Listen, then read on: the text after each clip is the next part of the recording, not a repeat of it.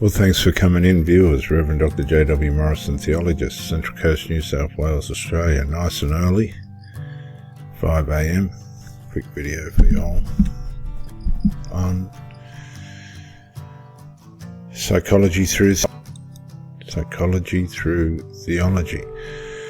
We learned in the last video from Proverbs 22:9 that blessed are those who are generous enough to let the narcissist know they're acting poorly, and even more blessed is the narcissist if you leave them when they've not complied.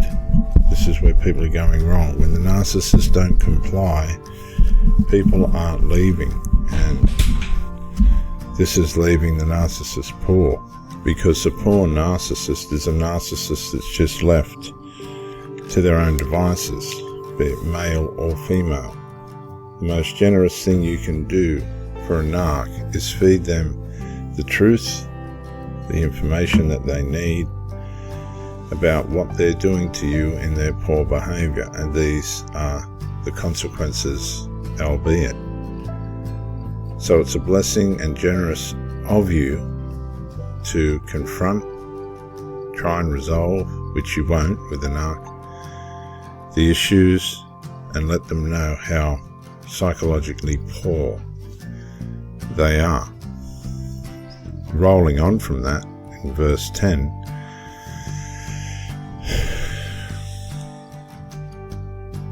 throw out the mocker, and fighting goes. 2. Quarrels and insults disappear. And this is really, when you think about it, this is the relationship between the covert narcissist and their flying monkeys. They're mocking you behind your back. They're trying to cause fights with you. There's quarrels and insults, and all this disappears. They try and insult you with their fantasy playing and idealized ideas of themselves. But one thing's for sure, the person that you're with at some stage or another is going to become your mocker. There will be fighting, even if it's passive aggressive. A lot of these people don't express how they feel. They hide how they feel. And so you've got to psychologically read in the spirit what's going on in their mind as best as you can. But they've got grievances and resentments against you. Don't worry about that. And inside themselves, they're quarreling about whether they should be with you or not. This is all part of the devalue stage. Their mind begins to mock at you. Inside, they're having internal conflict about the relationship. And then between the flying monkeys and the insults that they're creating towards you, the character defamation, the emotional vandalism, the psychological abuse, together you have this toxic group headed by the covert narcissist and all of their internal conflict, which they share amongst each other, and you are essentially the punching bag. When you throw them out, eventually come to the place where you say, look, please take your stuff and go. The mocker and the internal conflicts and the quarrels and insults all disappear and all go once and for all, never to come back again. That's when you go into no contact. Because these people, this is what you've got to understand, they're planting injustice in the relationship, and the harvest is disaster, as you found out. When you're in a relationship with a narcissist, it ends in disaster, a complete disaster. My last 2 relationships with covert narcissists have ended up in complete, utter disaster. There was mockers, there was external and internal fighting. Even if the fighting wasn't being said out loud, it was there. I know it was there. There was quarreling going on between the flying monkeys and them. There was insults being thrown everywhere about I would imagine myself. And as soon as I realized that these people, this is all just unjust to the person that I am and what I want to be in life. The harvest, and this is part of the harvest of disaster, because this is what they're going to bring on themselves. All the planting, all the sowing that they've done to reap the harvest of disaster, and the fact that their reign of terror, which this is expressing how they reign their terror through mockery, passive-aggressive fighting, quarrels amongst themselves, which then blame shifted onto you. It's him that's causing us to fight. That's why we're asking you to leave that relationship. He doesn't fit in. He's not a part of us. And that's them rejecting the light, which contributes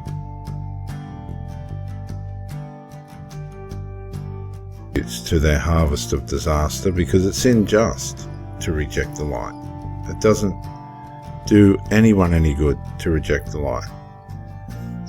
They've lost and haven't had the ability to be able to discern that you've come with the spirit of generosity. You've come with love and care, and you just want to love the person. But now you're feeding the poor. You've fed them your blessing by telling them that, this is just a disaster. Your reign of terror in this relationship through unresolved and the mockery and of the demoralizing, the demasculination, the quarrels, the internal quarrels, all this causes, and the insults towards you, they all disappear when you throw out the problem. And unfortunately, the problem's your partner. Guess what that is? That's the harvest of disaster. It just turned all out to be a disaster. Because the flying monkeys that are in with these people, their children, their family members, their people that oppose and are jealous of you, their reign of terror, it ends. But when does it end? It ends when you throw them out of your life. You have no choice. Unless you want to put up with the mockery, the internal conflicts that you're having, the fighting that they're having in the background and quarrels, and the insults that are coming towards you, unless you want to put up with all that, they will not disappear until you throw these people out of your life. That's your generosity. That's the blessing. Walking away. There's no other way of dealing with it. It's the way these people are. It's how they've chosen to deal with things and live. It's generational.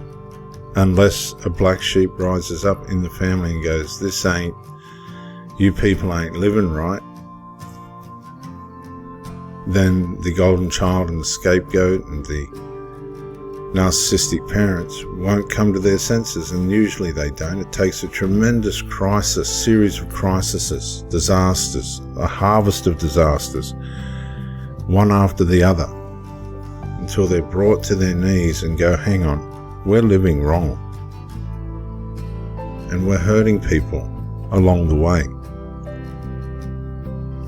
The greatest blessing you can give to these people, these sinful nature people, whatever the personality disorder might be that's coming at you, is to be generous enough to feed them the information they need to know that they're mockers, they're abusive, and they're insulting, and it all is about to disappear.